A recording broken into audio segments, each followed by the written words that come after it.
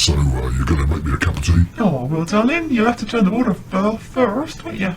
Why do I need to do that? Because you tell me, if I put the kettle on, you'll make it go bang, all the electric will go bang, and then you'll have to end up changing fuses, unless you're lying to me. And this is a ruse. It's not a ruse, mate. I tell you, sometimes you've got to do this, and sometimes you got to make the tea. Because I can tell you, mate, things have got to be right round here. Yeah, mate, yeah, I understand that. You know, I want a car, a Ford Mustang on my Christmas list. They're only 35,000, it's one in Yorkshire. 35 grand. Is that what it is? An old car, an old one. It's a classic. 35,000 Is it pounds or euros? pounds. 35 grand. Well, we can afford one of them, Yeah, can't we we? could do, but, you know. Do you know, over the years, I don't know how many hundreds of gigs I've done, but I've got so much audio files and video files of stuff I have done. A lot of it is on YouTube, but a lot of it is sort of private at the moment. And I will, from time to time, gradually re-release some of my old work.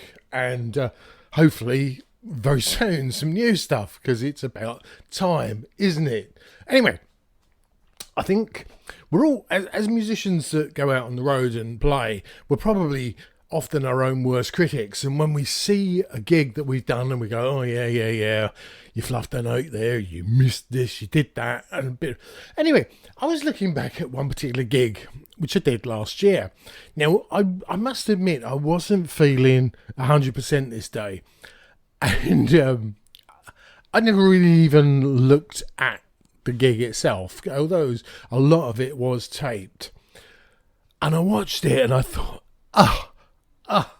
how bad was I? I mean, I was off time so much of this gig, and it was really, really embarrassing. And I guess we all have bad days, and sometimes, it doesn't work. And the rest of the band were fine, and there's me, and I'm just this. All the time I kept thinking, as I was listening to it and watching it, I thought, oh man, that's not cool. But then I looked at the gig before that and then the gig after that, and I was bang on. So it's funny, I guess what I'm saying is we all have bad gigs, and we all have gigs that we don't play that well on. Is there any excuse for it? Not really, but it happens to all of us. I played one gig here in France a few years ago now, and it was the gig that sticks out in my mind as possibly one of the worst. Although it was a downright Liberty gig, but it wasn't with the normal people, and it just didn't gel. A lot of it was the drummer. I mean, bless her heart, and she said, I think this is beyond me, and she tried her hardest, but it really wasn't for her, and I respect her for saying that. And because her drumming was slightly off, and she didn't really know the songs, and it sounded bloody awful in the end, because the rest of the band were all playing together. And I mean, as far as being a bass player goes, if you're not connected with the drummer, forget it, go home. Because the whole band's going to sound shit. But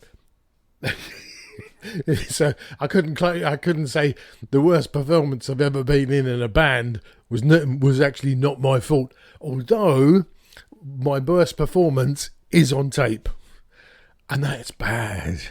Anyway, there you go. Just thought I'd make this thing about what is good and what is bad, and hopefully us band people can get back out on the road and do some more gigs. Once you've got a bit of Bill Gates stuffed in your arm, you'll be cool. See you next time. Horns up!